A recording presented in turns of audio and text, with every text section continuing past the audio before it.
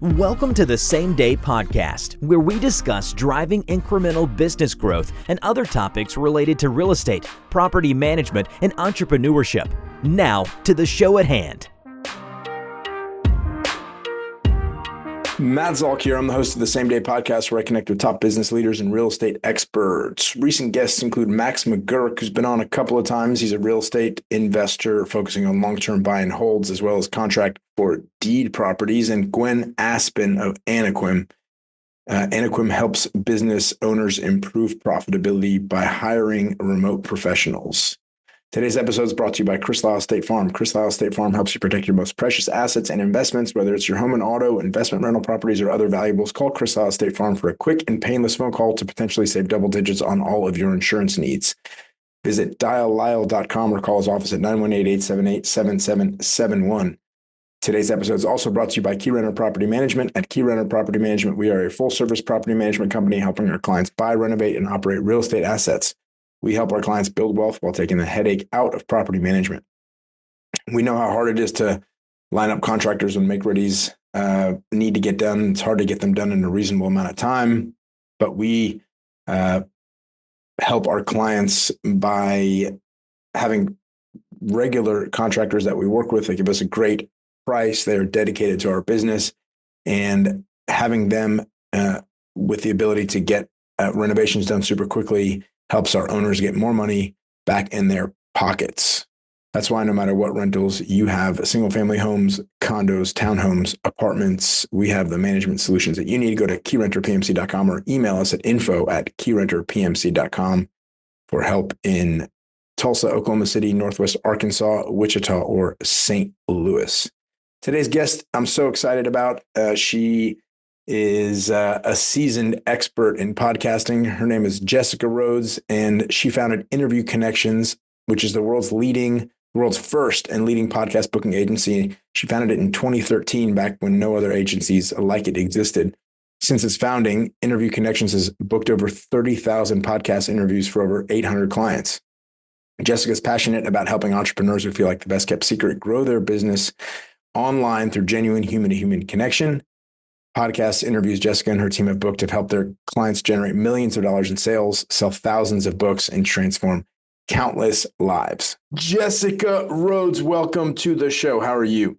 Hey, Matt, I'm doing great. How are you? I'm great. It's good to have you on. I'm excited to have a professional, somebody that knows the biz, understands what's going on.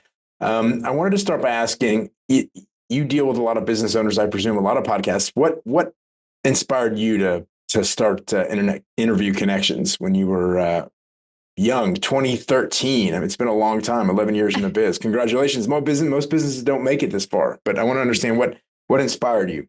Yeah, thank you so much. I know we just celebrated 11 years in business last month. So exciting awesome. milestone. I was the young age of 25 when I started the business, and I was a new mom at the time. My son, who's obviously 11 years old, was just born and wanted to kind of switch up my life a little bit. I was working at a nonprofit, managing and leading a door-to-door field canvas. So the door-to-door, working till 10 o'clock at night, I was like, no, that's not going to work for me when I'm a mom and when I have a baby at home. And my dad is a business owner. He started his own company when I was a teenager. He's a business coach and had a newsletter marketing company. Cool. So I called up my parents and I was like, I'm going to be a stay-at-home mom. Not sure what I'm going to do to bring in income. My husband is a nonprofit lawyer, so, had to bring in a second income to the house. And my dad told me about virtual assistants. So he said, you are as a virtual assistant, it's your own business. You've got clients. You can work whatever hours you want. You bill them every month. And he goes, I'll be your first client. You can be one of my virtual assistants. So I was like, sounds great. So I started out as a virtual assistant working in my dad's business. And he asked me to book him as a guest expert on podcasts. So I went to Google and started looking up business podcasts and sending emails to the podcast host recommending Jim Palmer as a great guest for their show. And that's what started things. Podcast hosts were like, wait a second, I've never had anyone pitch a guest to me before. Who are you? And I'm like, oh, I'm a new mom, and this is what I do as a virtual assistant. And the interest started growing. And I was reaching the point where my son was a few months old. He was napping a little bit less. I'm like, how am I going to make more money? Because I can't just bill for more hours if I, home. And so my dad helped me really create this vision for making my podcast booking services an agency, having packages where as I became more efficient, I could be more profitable. I'm not just billing per hour, but I'm like, here's your package of bookings. And then I can figure out behind the scenes how to get it done in less time, hence being more profitable. So that's how everything got started. I love that story. My wife told me at some point that we were going to have twins. We were like newly married. I think we were like, I don't know, 3-4 months married. And she was like, we're having twins. And I was like, oh my God. And I was freaking out. We were young in the business. And my grandmother said, every child brings its own blessings. And from that, I mean, your story reminds me of that, because from there, I was forced to hire my first salesperson. I loved sales in the organization, but we hired our first salesperson and everything exploded once I started giving things up in the business and letting experts do what they do best. And it sounds like a similar story. You're like, I'm a new mom. I'm going to be a new mom. I am a new mom. I need some employment. I need some income. And boom, the opportunity just kind of presents itself. And your dad had a huge role in that, which I love. Yeah. And I love, so first of all, I have a twin sister. So love that. Totally relate to that. It's so much more common than you'd expect. When we're in the airport, it's like I hear about all the twins in everybody's lives. But sorry, I interrupted you. Yeah. So I have a twin sister. So that I was like, oh, that's so funny. And I also just hired a salesperson. So I'm also in that phase. We've had sales teams in the past, but basically spent the last year doing all the sales myself to kind of get clear on what we need and what we want in that role, and just hired somebody who's doing a great job. So I'm kind of back into that like rocket ship moment of like, okay, things are really going to take off now that I'm not doing, because I love sales. Like I'm doing a door background. I love it. Sales is the best. It's like if I'm doing all the sales calls, I can't help grow the company even more. So it's amazing what you realize when you hire a salesperson. You figure out how many things you were doing wrong as a salesperson, like all the stuff that was falling through the cracks and you weren't following up like you should. And then you put somebody that's dedicated in that role instead of somebody that is like you or like me, that is, wears a bunch of different hats, and how things can really propel from there. No, 100%. So literally yesterday, he did his first sales call. So he started a few days ago, had him listening to dozens of sales calls the first couple of days. And of course, I'm like watching all of them. So I watched the first one and I was like, oh, shoot, he's better than I am. It's both a terrible and an awesome feeling. It's like, that's what I wanted. Exactly. And also I'm like, well, shoot. Yeah, that's what I wanted. Now I'm going to cry. So you interviewed, so you scheduled your dad to be on an expert interviewee on a bunch of podcasts. And how did you then find your next client? Well, my dad referred my next couple of clients to me. So Papa Jim really set me up in the beginning, got me a couple clients. But then after the kind of nepotism wore off and I had to get my own clients, I really networked with the podcast host that I was pitching. Yeah. So John Lee Dumas, if you're familiar, is huge in podcasting. He is the founder and host of Entrepreneurs on Fire, which is a daily entrepreneur show. And so he had started maybe a year before me. So, I mean, he was really taking off, I was booking a lot of booking my clients on his show. And then I just built a relationship with him, added value. And I asked him, would you refer people to me? Like, you have clients that would be a great fit for my service. Would you refer? And he was like, yep. And I remember he did an interview. I think it was like a written interview. And they asked him about booking interviews, and he mentioned Interview Connections as a resource. And so my first client that didn't come from referral was Nathaniel Boyle, who had a travel podcast. And he's like, he signed up with me and said, yeah, I heard about you from John Lee Dumas. He mentioned you. And I was like, cool. Okay, like this is real now. I'm actually getting clients that my dad didn't tell to work with me. I love that. I love that. He's got almost 4,500 episodes and 173 million listens. Pretty crazy. Tell me, I was just looking and I saw that there are 381,000 active podcasts and 2.5 million inactive podcasts. There have been a total of like 3 million podcasts. What separates a good podcast from a bad podcast in your professional opinion? Well, there's so many different ways that I could take that answer, because I think it all depends on what somebody's goal is. So we can take the obvious, like, oh, a good podcast has a bigger audience, probably because of other factors. But there's a lot of great successful podcasts that have very small audiences because of how targeted and Yeah. niche their content is. Yeah. And that's the thing that's what makes podcasts great, is because of how niche and specific the topics are. That's why people like them, is because they're like, wow, this is so specifically made for me, which tends to kind of attract a smaller audience. But I think there's some basic things that go into it. A good podcast has good audio quality. People are listening to this in their AirPods. Like, it's something that they feel like they're a fly on the wall. Bad air quality. Bad air quality is quality. terrible. It can kill. Bad sound quality, I am out. I can suffer through a little bit, but if like the volume like if the guest is a lot louder than the host or vice versa, like it is difficult to listen to. And I hope that is not the case with this show, but let Jesus take the wheel. We're gonna pray. That's all we can do. So yeah, good sound quality is a must. And a good conversation, like for an interview-based show, having a good rapport between the guest and the host is great, because I did not coin this term, but I like the term edutainment. Yeah. You know, you are getting educated, but it's also entertaining. Like, I don't want to be bored learning about something. Yep. So for our business owners that are listening to this show, what should they know about interview connections, about listening? What should they be thinking about as they hear more, learn more about podcasting? What can they gain from it? Yeah. So number one, podcasting is a way that you can gain visibility to a targeted audience and really educate and build trust with people who don't yet know who you are. Yeah. And so a lot of the obvious ways that we're marketing our business online is through like social media and content and strategies that get you attention from people in a very short amount of time. Like, they see one of your videos for 20 seconds, maybe, or 2 seconds if they're swiping right through.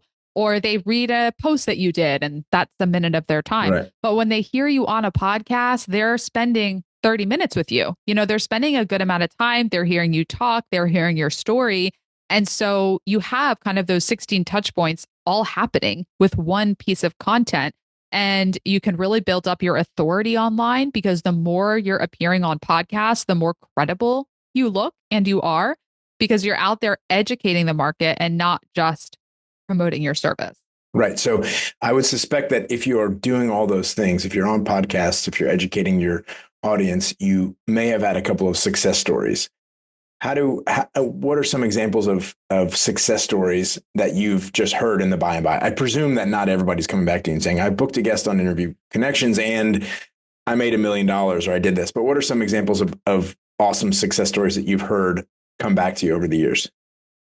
Yeah. So some of my favorite ones are the ones that kind of surprised me. And they're like, what, like the ones that I didn't really expect would happen. So one of our clients shared with me that, so her and her husband are, you know, business partners. They're both entrepreneurs. So they're both getting booked. And she was helping to schedule one of his interviews. And in the scheduling conversation, the host realized that her service was perfect for her.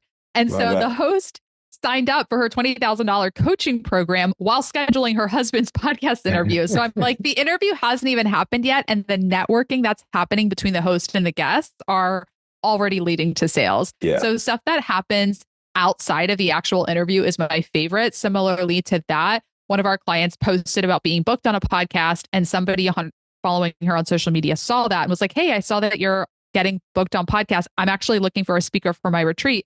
Hired her to come speak at a retreat. She got a bunch of clients there. Again, all started with the podcast interview, but led to a completely different speaking opportunity in which she got clients. So these podcast interviews are kind of the, you know, a seed that's planted. It's the root. Yeah, it's the catalyst that then leads to so many other things. And then, of course, there's success stories like just straight up listeners. Like, you get consistent leads who hear you on podcasts, reach out, book a call, host becoming clients.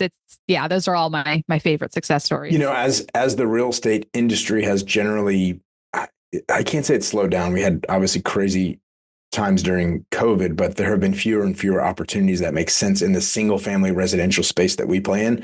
I've interviewed a number of people in other areas of real estate, in land sales, in self-storage and syndications. And we've now put money as limited partners with a bunch of guests that we've interviewed, which is crazy. But you build rapport, you talk to them, you understand their story, you see why they're actually credible as guests on your show. Yeah. And now I'm putting money with them. I've got friends that are putting money with them. So yeah, it's amazing what a little bit of connection and networking can do. And you can't do that in your hometown necessarily. You can tap out your own network and you can keep building. But over time, you want to reach out to people in other cities, and you want to see what the real estate market is doing, in our case, in Colorado or in the Bay Area or whatever. And you get you get exposed to more stuff, which is awesome. Yeah, I love real estate for podcasts. Like a lot of our most successful clients are real estate in the real estate industry, specific, investors, people coaching people how to invest in real estate. Jack and Michelle Bosch are the founders of Orbit Investments. So they teach people how to flip land and invest in land. And they also have commercial syndication deals. And they attribute millions of dollars to podcast guesting. Wow. They just have it down to such a science where they go get interviewed on a show. They ask the host if they want to be an affiliate partner for their course. And so over the years, they've been working with us since like 2019. They'll meet people at their, events. It's like, oh, I heard you on a podcast. It just really spreads like wildfire. So if there's one thing I could say to the listeners is commit to it long term. It's not a strategy where you just do a couple episodes and then, it pays off over time. Like you want to be consistently showing up on podcasts every single month, year after year. And that's where you really build the momentum and the authority so that people keep hearing you come up. My client, Paul Ross, told me once that he had a listener set up a Google alert for his name so that every time he appeared as a guest on a podcast, he would go listen to it. Wow. Like that really shows you why it's good to be showing up consistently, because there are people that will just follow your appearances and listen to them like it's a podcast. It can be kind of a strange experience when you meet somebody and they tell you, meet somebody that you've never met before, and they tell you, I've listened to a bunch of your shows. That's an interesting experience. Yes. What'd you listen to? What'd you like?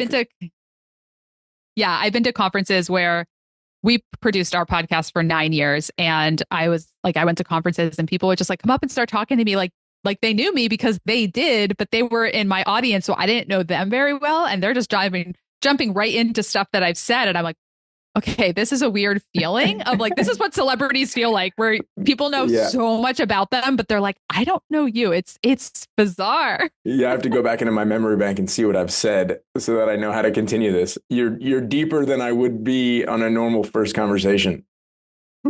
Yeah. On the business ownership side, which a lot of our listeners will be business owners, and we've talked in the past to people that like Anaquim, Gwen Aspen, who provides has a service that provides remote team members or remote professionals.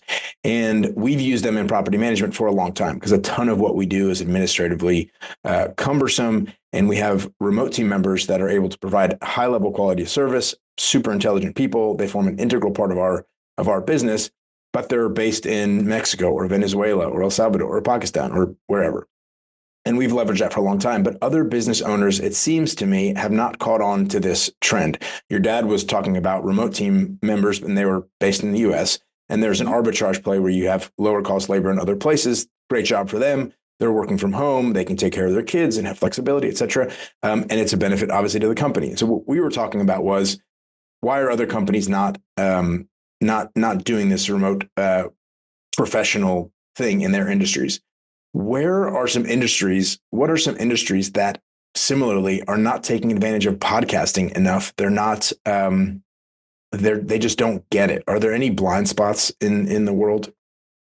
I think there's a lot of industries and business owners that are not leveraging it, leveraging podcasting enough. I don't know based on, per industry, which ones aren't leveraging it enough. I would say that the ones that are leveraging it, probably business coaches are the most in on podcast guesting, like coaches are, because coaching is all about networking. It's having people trust you. And that's why they hire you to coach them. So coaches are probably the most prevalent in the kind of podcast interview space, but so many industries are just catching up to it. And it's funny because they'll say to me, oh, like, is podcasting is the bubble that's going to burst? And I'm like, I am 11 years into booking podcast interviews and it's not slowing down. Sure. It's continuing to grow. And what we're seeing is that within an industry, people are noticing, oh, wait, my competitors are starting to use podcasts. And they're like, oh, shoot, I need to start doing this because I'm going to fall behind. So whatever industry you're in, like if you are not leveraging podcasts, you are not going to be as relevant because the market, consumers, they want to be able to hear you. They want to be able to really be educated by you in a long form content. So I think it's really, really important for whatever industry you're in to be leveraging podcasts because it is the strategy it's going to be most relevant. Just look at the money that's coming into this industry. I mean, one of my favorite podcasts, Armchair Expert, was acquired by Wondery for $80 million. Wow. $80 million they paid for a show. So money doesn't lie. My dad always taught me, you follow the money. Obviously, like these companies are not going to be putting millions and millions and millions of dollars into podcasts if they thought that it wasn't going to pay off in the long run. So, yeah, I'm always actually amazed when I do a Google search for something. I'm trying to understand, I don't know, let's take something esoteric, why HVAC systems don't last as long today as they did 30 years ago. And you get this long form content that really explains in detail what's going on. And you can, again, pop it in your ears with AirPods. You can listen to it in the car and really understand something in such great depth. I guess you can also do it via a long form article, but sometimes you want to go deep on something that's fairly esoteric. And there's always a couple of podcasts that pop up, and it's really, a great benefit to the knowledge economy. Yeah. And also everyone learns differently. Like I like to listen to information, whether it's through, a video or a podcast, and most podcasts are video now anyway. So kind of one and the same, but I want to hear the information. And case in point, I'm a huge Alex Ramosi fan. I listen to a lot of his podcasts. I learn a ton from him. He's basically mapped out the sales training plan I have for this new rep. I'm just following one of his videos, like Love to that. the T. I unsubscribe from his emails. I don't like reading emails. I don't like reading what he writes. I like hearing him talk. Yeah. And so just statistically speaking, if you're only doing written content, you are not going to be speaking to a percentage of your potential audience, because there's just people that it doesn't matter how good you write. Like they're not going to be reading your emails if they don't prefer written content. Alex Ramosi's fun business building. Something like that. Do you know who Alex Ramosi is? No. Oh, he's big. So he came from the gym industry. He sold his company called Gym Launch for $47 million. Wow. And so he has a company called acquisition.com. Oh, got it. So he invests in businesses. And so I'm kind of his target market because he invests in businesses that are like $1 to $3 million in revenue, and then he scales them up. Wow. So I love his content because it's very niche specific to this, to the kind of size business that I have. What's been the hardest part about owning and operating Interview Connections? Learning how to be a leader to a team. It's so hard. Oh my God. And what have you learned? How have you grown? Oh my goodness. Well, I've when you start a business, you start doing the thing. Like I started booking interviews, and then I learned I had to bring in virtual assistants, and then I had to hire employees. And so learning how to hire people. And then my biggest leadership challenge is growing a sales team. I fell on my face a lot over the first couple of years of having a sales team. Took like the last year, did not have a sales team, and now hired again. And it's just the greatest leadership challenge to, like, for a lot of people, including myself, it's so much easier. It's hard for me to teach somebody how to do something that just comes 100%. naturally to me. Yeah. Like I'm just naturally good at sales. I've learned a lot. I still go through trainings and stuff like that, but I've just been naturally a good salesperson my whole life. And so it's hard for me to teach somebody how to do something that is just second nature to me. So learning how to lead, learning how to delegate and let go. I just listened to a great book called The Motive, and it's a very short parable about just this balance of like being a leader and being a doer. And I'm just so much more of the doer. I would just rather get in there and like do the things. It's so much easier just to do it rather than to show somebody else how to do it and teach those intangible qualities that make the doing successful. Exactly. It's so much easier in the short term, but then over time, you're like, I'm going to grow so much faster if I can slow down, teach somebody, delegate, lead them. We'll scale so much faster with the team. Yeah. But that is absolutely the hardest thing, because I can speak on podcasts, I can market, I can sell, I can do all that. But then when you bring a team in the mix and you've got to help other people take over this stuff, you're like, that's where I've been humbled the most. I find it really difficult to share or communicate the logic of thought. Like, why did I write this email this way in one instance and not write it that way in another? And some of it is so nuanced, but capturing that in whatever format to transfer to other people in the organization is critical, and yet very, very, very difficult. Yeah. And then learning that they might just do it better. They might change the way you did it, and they're like, this is better. And you're like, oh, that is better. Yeah. But that's great. I mean, one of our core values is improve it. So I'm like, you improved it. Fantastic. Yeah. Core value fit. That's definitely where we're at with the booking team. Like I'm years past doing any pitching and booking work. Like our booking team is so solid. They do things like we're so far past how I did things in the beginning. And that's great. I have no attachment to that. But now I'm in the phase of growing the sales team where I'm like, okay, like you're doing things differently than me, but I actually think it worked better your way. So Yeah, finding that balance and that nuance to lead, but also like I'm in this leadership program called Alpha to Alpha, and it's like how to lead other leaders. Because it's not just, hey, do it my way and like micromanaging everything they do so they do it the same way, but like seeing the value that they bring, the expertise that they bring. It's quite a challenge. Yeah, I mean, I know that challenge from Entrepreneurs Organization and leading a team of other entrepreneurs on the board, which is a volunteer board for a bunch of successful business people, and now asking them to do things is I mean, herding cats is not the right expression because these are people that are highly motivated and are intrinsically driven to deliver results. But still, leading leaders is a harder skill than leading people that you are paying a salary to. At some level, they've got to do it. There's a pretty significant stick there. Whereas leading leaders, sometimes that stick is not the right motivation. Exactly. Yeah. What advice would you give to somebody starting a business or growing a business like you have, maybe your younger self? Where would you start? It's a good question. I always struggle with a question like this because even though I'm like, okay, everything that I did, even if it was kind of a humble pie moment, it still got me to where I am. But I would say the advice I would give is when something is working, don't break it, just optimize it, make it work better. Like one of my biggest, failures, biggest learns, so to speak, was we were having record breaking years. Profit was great. Revenue was great. Like everything was growing. But the way we were doing it was very taxing. I was burning out. I was tired. It was like, we weren't doing it in the most efficient way, but the results were excellent. And so instead of just optimizing and seeing how can we do this more efficiently, I just said, let's just change it all and do it a different way. And that totally didn't work. Totally messed up our profit, our cash flow, everything. It took us such a long time to get back to, the strategy that worked. And so optimize, don't break it down. Yeah. Yeah. That's really interesting. I guess we have a tendency to just try to flip things on their heads, and it doesn't always make sense to do that. I'm trying to think of examples where we've done that in the past. And optimize, don't break it. I love it. Yeah. Let's switch to a little bit of personal stuff. What are you doing when you're not working? Interview connections must take a significant amount of time, but what are your hobbies? What do you love to do when you're not at the office? Yeah, well, I have two kids. So I have a 9-year-old and an 11-year-old. So their activities, they're both competitive athletes, and they're at the age now where even though they're 9 and 11, they're young.